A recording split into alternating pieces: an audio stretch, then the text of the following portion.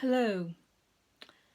I realised recently that it is just over 20 years since I first became directly involved in the work of EFTRE.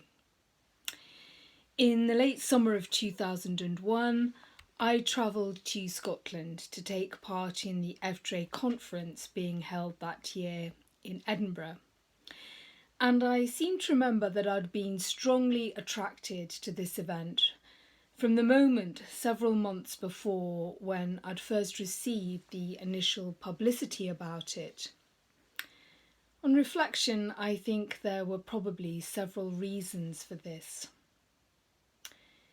First, I felt that engaging with colleagues from across Europe would offer me invaluable opportunities to consider my own work in the context of new and fresh perspectives. Second, the conference focus on handling truth claims in RE was highly relevant to me. The programme itself offered an excellent range of lectures, seminars, workshops and other activities, and the price of attendance, at least for me, seemed to offer real value for money. And finally, I have to admit that the prospect of spending time in one of my favourite cities with interesting people I had never met before was also very appealing. Now, on all three counts, I'm delighted to say that every one of my expectations was wholly fulfilled. And what was true for me in that initial encounter with EFTRE remains true today. Through EFTRE, my work continues to be enriched and informed by collaboration and cooperation with colleagues in similar roles across Europe. EFTRE still has a strong commitment to hosting high-quality conferences and other events, and I've had so many wonderful times in wonderful cities with wonderful people, many of whom have become very dear friends. But much has also changed in the last 2 decades. Just after the EFTRE conference in Edinburgh came to an end, the world was reeling after the 9/11 terror attacks in the United States. And since then, we've endured many other such attacks, and not least on European soil. RE is a subject which often claims to make particular contributions to the cultivation of respect for others and the promotion of community cohesion, and so has had to face the challenges imposed by all such attacks, whatever their motivations might be. RE's also had to grapple with other major concerns that have emerged more strongly since this century began.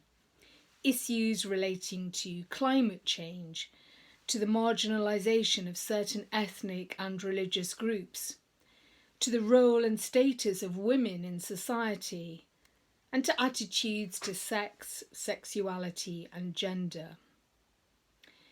And more recently, of course, the pandemic has had a profound influence on the way many people think, act and feel, and there have been and will be many more matters that challenge us in our professional and in our personal lives.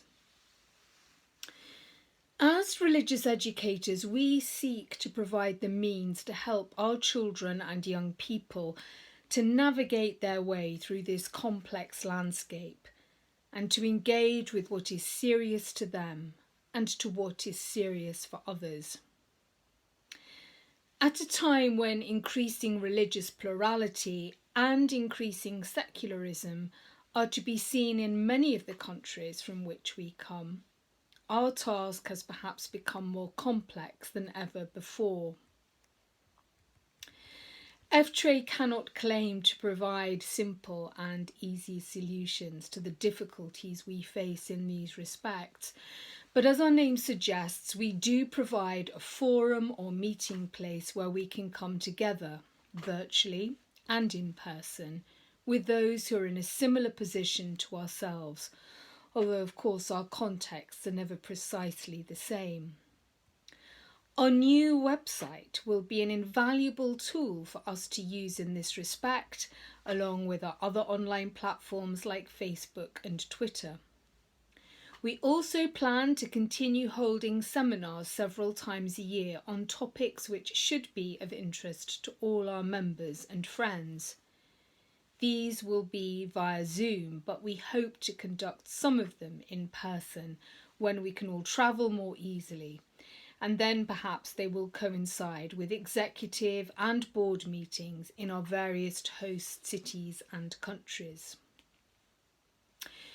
Finally, our forthcoming conference will provide a more extended opportunity to identify, explore, and evaluate some of the ways in which RE can create bridges over troubled waters, offering the spaces in which we hope every child and young person we support can receive the help they need to make sense of themselves and their place in their own country, in Europe, and in the wider world.